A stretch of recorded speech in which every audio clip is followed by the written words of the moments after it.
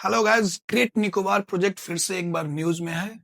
अभी अभी फरवरी के महीने में नेशनल ग्रीन ट्रिब्यूनल एनजीटी ने इस प्रोजेक्ट को ग्रीन सिग्नल दे दिया था, बोले तो फाइनल नोट दे दिया था। उसके बाद इसका इम्प्लीमेंट होना बहुत ही लाजमी था, लेकिन बीच में एक ब्रेक लग गया। कलकत्ता हाई कोर्ट में एक पिटीशन को एडमिट किया है, पब्लिक इंटरेस्ट लिटिगेशन था, उसे कलकत्ता हाई कोर्ट ने एडमिट कर लिया है एंड जून के महीने में उसकी हियरिंग होगी, ऐसा मुकर्रर किया गया है। आखिर ये ग्रेट निकोबार प्रोजेक्ट क्यों क्या है? एनजीटी ने इसे ग्रीन सिग्नल तो दे दिया। Opposition parties Rahul Gandhi, Sonia Gandhi regularly इस पे इसका विरोध करते हैं कि ये ना होना चाहिए, ये ग्रेट निकोबार के साथ खिलवाड़ किया जा रहा है।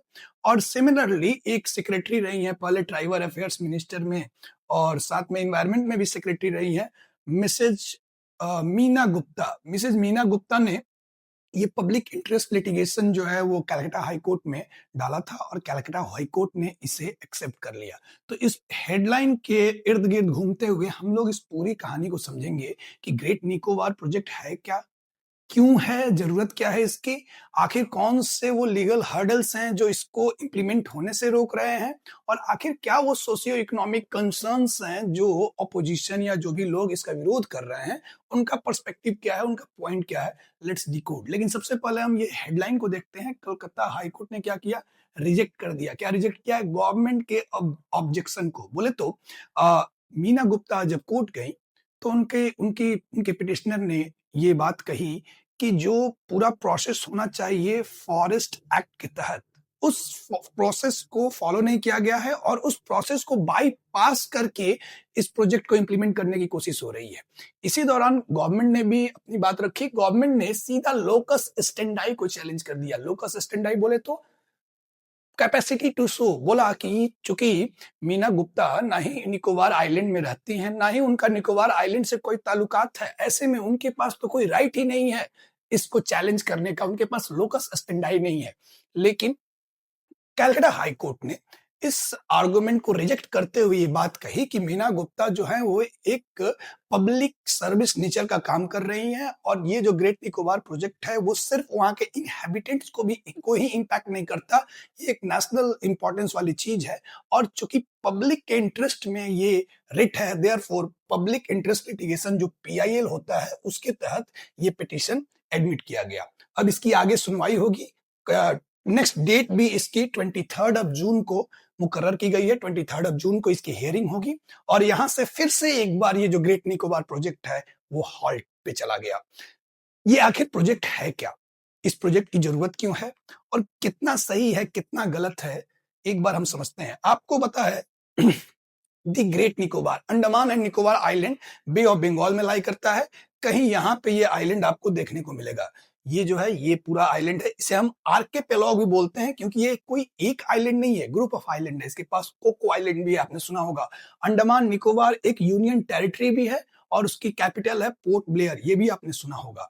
ये जो अंडमान निकोबार आइलैंड है इसकी प्रॉक्सिमिटी स्ट्रेट ऑफ मलाक्का से है। स्ट्रेट ऑफ मलाक्का एक ऐसा चौक पॉइंट है जो ये पैसिफिक ओशन को इंडियन ओशन से कनेक्ट करता है। बोले तो ईस्ट और वेस्ट वर्ल्ड का जो ट्रेड है उसके लिए ये पॉइंट बड़ा सिग्निफिकेंट है। स्ट्रेट ऑफ मलाक्का से इसकी प्रॉक्सिमिटी होने के कारण ये हमारे लिए स्ट्रेटेजिक पॉइंट से बहुत जरूरी है। लेकिन इसका एक दूसरा एंगल भी है, वो है चाइना। चाइना, आपको पता है चाइना ने स्ट्रिंग ऑफ पर्ल्स पॉलिसी के तहत इंडिया को इंडियन ओशन में घेरने की कोशिश की है, जिसके तहत वो हमारे नेबरिंग कंट्रीज के पोर्ट को खरीद लेता है, एक तरीके से बोले तो उसे डेवलप करने लगता है, वहां अपने इंस्टॉलेशन डिप्लॉय करने लगता है, जिसके कारण इंडिया को इंडियन ओशन में घेरने की साजिश है। इंडिया ने इस साजिश का जवाब, बोले तो ईंट का जवाब पत्थर से देते हुए स्ट्रिंग ऑफ पर्ल्स का जवाब नेकलेस ऑफ डायमंड से दिया, और उसी का कहीं ना कहीं एक मुहिम है ये ग्रेट निकोबार को डेवलप करना। अभी आप देखे होंगे तो सितवे पोर्ट है म्यांमार में, इंडिया ने सितवे पोर्ट को डेवलप करने में एक अहम भूमिका निभाई है। वहीं आप देखेंगे चैतोग्राम पोर्ट है, ये बांग्लादेश में है। आप हम्बन टोटा पोर्ट के बारे में जानते हैं जिसको चाइना ने ऑलरेडी 100 साल के लीज पे ले रखा है। सिमिलरली पाकिस्तान में जाएंगे तो ग्वादर पोर्ट है जिसको चाइना डेवलप कर रहा है। तो ऐसे पूरा एक ये स्ट्रिंग बना दिया है इंडियन ओशन में इंडिया को घेरने के लिए। उसका जवाब क्या है? उसका जवाब डायमंड नेकलेस के थ्रू इंडिया ने भी डिफरेंट, जैसे कि चाबहार पोर्ट का नाम आपने सुना होगा जो ईरान में है, इंडिया ने उसे डेवलप किया।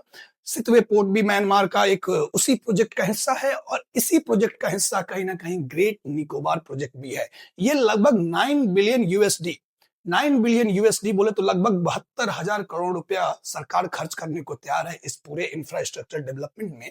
और ऑब्जेक्टिव क्या है? ऑब्जेक्टिव है कि स्ट्रेटेजिक स्ट्रेटेजिक इकोनॉमिक डेवलपमेंट हो इस पूरे रीजन का। इस डेवलपमेंट में कुछ अगर बीच में आ रहा है तो वो क्या है? वो फॉरेस्ट क्लियरेंस है, जिसे हम डाइवर्जन ऑफ फॉरेस्ट भी बोलते हैं। फॉरेस्ट, कहीं भी अगर फॉरेस्ट इलाका है और उसका नॉन फॉरेस्ट पर्पस के लिए यूज करना है, ऐसे केस में कुछ रूल्स एंड रेगुलेशन है, प्रोसीजर प्रिस्क्राइब्ड है। इसमें फॉरेस्ट एक्ट और साथ में नेशनल ग्रीन ट्रिब्यूनल का भी एक रोल है। फॉरेस्ट एक्ट का जो पर्टिकुलरली सेक्शन 6 है, सेक्शन 6 ये बात कहता है कि ग्राम पंचायत वो फाइनल अथॉरिटी होगी जो ये डिटरमाइन करेगी कि फॉरेस्ट का क्लियरेंस होना है कि नहीं। आपको बता दें कि अंडमान एंड निकोबार में ये जो फॉरेस्ट क्लियरेंस हो रहा है, लगभग 130 किलोमीटर स्क्वायर ऑफ फॉरेस्ट को डाइवर्ट करना है। डाइवर्ट करना है मतलब उन्हें काट देना है, काट के फिर से उन्हें कहीं और एफोरेस्टेशन किया जाएगा उस एरिया में, दैट्स ए डिफरेंट थिंग। लेकिन 130 किलोमीटर स्क्वायर के पूरे रीजन को डिफोरेस्टेशन पे जाना होगा, जो कि लगभग 18% पूरे आइलैंड का होगा। ये इतनी बड़ी मुहिम अपने आप में इन्वायरमेंट के पर्सपेक्टिव से देखें तो जरूरी है। साथ ही इधर कुछ नेशनल पार्क भी हैं, याद रखेंगे, Campbell Bay national park and Galathea national park, ये दो नेशनल पार्क हैं। इसके इर्द गिर्द भी ये डिफोरेस्टेशन के प्रोसेस किए जाने हैं, जिसके कारण कंसर्न और भी सीवियर हो जाता है। मूविंग एहेड, देखिए ग्रेट निकोबार प्रोजेक्ट का आखिर सिग्निफिकेंस क्या है। तो ये आपको जो स्क्रीनशॉट दिख रहा है, press information bureau, energy and environment ministry के प्रेस इंफॉर्मेशन ब्यूरो का स्क्रीनशॉट है। और 4 मुख्य बातें हैं, 4 स्ट्रेटेजिक पॉइंट है। पहला क्या है कि सबसे बड़ी, अब पहले समझे तो strategic maritime and economic hub बनाना है, लेवरेज करना है प्रॉक्सिमिटी को, बोले तो ये नजदीक है किसके, ईस्ट वेस्ट शिपिंग रूट के। ईस्ट वेस्ट शिपिंग रूट बोले तो स्टेट ऑफ मलाका वो चौक पॉइंट होता है जो पैसिफिक ओशन और इंडियन ओशन को कनेक्ट कर रहा है। इसमें डेवलपमेंट जो करना है वो क्या कि इंटरनेशनल एयरपोर्ट बनाना है, आप देख पा रहे होंगे। साथ में ग्रीन एनर्जी के लिए gas and solar power plant बनाना है। साथ में आप देखेंगे तो टाउनशिप डेवलप करना है और ट्रांसशिपमेंट पोर्ट्स बनाने हैं। ट्रांसशिपमेंट क्या होता है? जो भी बड़े बड़े कंटेनर्स होते हैं उनको उनको हमारे देश में बहुत ऐसे सिस्टम है नहीं जहां हम बड़े कंटेनर्स को डॉक कर सके। ऐसे में पिछले साल इंडिया ने अपना पहला ट्रांसशिपमेंट पोर्ट, विंजिंजाम नाम सुना होगा आप लोगों ने, पहला ट्रांसशिपमेंट पोर्ट था इंडिया का। और दूसरा ट्रांसशिपमेंट पोर्ट इंडिया अपना अंडमान एंड निकोबार आइलैंड पे बनाना चाहता है। तो ये प्राइमरली पिलर्स हैं इसके कि ट्रांसशिपमेंट पोर्ट बनाया जाए, एक टाउनशिप बनाई जाए, ग्रीनफील्ड इंटरनेशनल एयरपोर्ट बनाया जाए and gas solar power plant बनाया जाए। इसके लिए जरूरी क्या है कि जो भी वहां के फॉरेस्ट ड्वेलर्स हैं, जो वहां के इनहैबिटेंट्स हैं, उनकी परमिशन चाहिए। उस परमिशन को लेने के लिए सरकार ने ग्राम सभा ऑर्गेनाइज किया था। ग्राम सभा वो अथॉरिटी होगा जो अगर इसको परमिट कर देगा, वो बोले तो क्लियरेंस दे देगा कि हमें कोई दिक्कत नहीं है, तो ये काम किया जा सकता है। ग्राम सभा में जो है वो ऑर्गेनाइज हुआ था और सरकार ने दावा किया कि हमें बहुमत मिल गया है। लेकिन इसी के कंट्राडिक्शन में कुछ बातें आ रही हैं, आप देख पा रहे होंगे। द हिंदू का रिपोर्ट है 6 मई का, gram sabha that gave nod to Nicobar project did not have mandatory 50% quorum. बोले तो ग्राम सभा ऑर्गेनाइज तो किया गया, ऐसे 3 ग्राम सभा ऑर्गेनाइज किए गए थे और वहां से मेजोरिटी लिए जाने का दावा किया गया सरकार द्वारा। लेकिन क्लेम क्या है? काउंटर क्लेम ये है कि यहाँ तो लोग ही नहीं आए थे उतने प्रॉपर अमाउंट में जितना रिक्वायर्ड है।